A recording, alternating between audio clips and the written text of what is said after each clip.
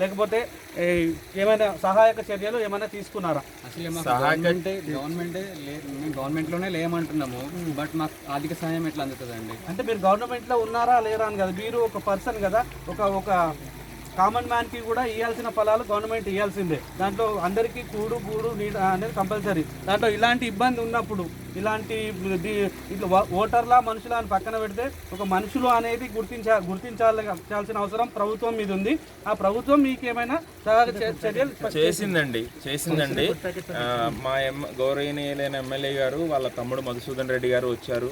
ఉదయం మాకు వరదలు రాగానే ఫస్ట్ ఆయననే వచ్చి మమ్మల్ని సంప్రదించడం జరిగింది. వచ్చి మీకు అందరికీ ఫుడ్ ప్యాకెట్స్ ఇచ్చారు, వాటర్ ట్యాంకర్ పంపించారు.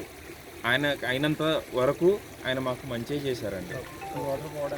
ఇక మీదట కూడా మమ్మల్ని కొంచెం పట్టించుకొని మమ్మల్ని ఈ అతిపెద్ద సమస్య నుంచి మమ్మల్ని బయటపడేస్తారని మధుసూదన్ రెడ్డి గారికి, గూడెం మైపాల్ రెడ్డి గారికి మనస్ఫూర్తిగా విజ్ఞప్తి చేస్తున్నాం ఛానల్ ద్వారా.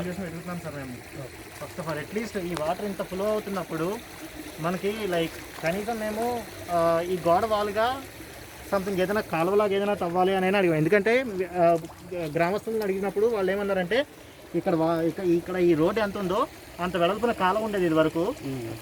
వానాకాలంలో ఇంచుమించుగా పైనుంచి వాటర్ ఫ్లో అయ్యేది, అది మూసేయడం వల్ల ప్రాబ్లం అంటున్నారు సార్. అందుకని నేనేమన్నామంటే ఎలా అయితే కాలం ఉండేది అంటున్నారో ఇప్పుడైతే గోడ పక్కన ఎలాగా ఖాళీ ప్లేస్ ఉంది కాబట్టి అక్కడి నుంచి ఇలాగ ఓపెన్ నాలా అయినా తవ్వండి, లేదు అండర్ గ్రౌండ్లో నుంచి అయినా పైప్ లైన్ అయినా వేయడం అడిగాను సార్. ఓపెన్ నాలా తవ్వాలి అంటే కనుక చాలా ప్లాట్లు అవి వేస్ట్ అవుతాయి కదా, దీనివల్ల ప్లాట్లలో నష్టం వస్తుంది. దాంట్లో మరి ఎందుకు వెంచర్ చేశారని మీరు అడగలేదా? అంటే డైరెక్ట్ పర్సన్ మాతో మాట్లాడితే మేము అడుగుతామండి.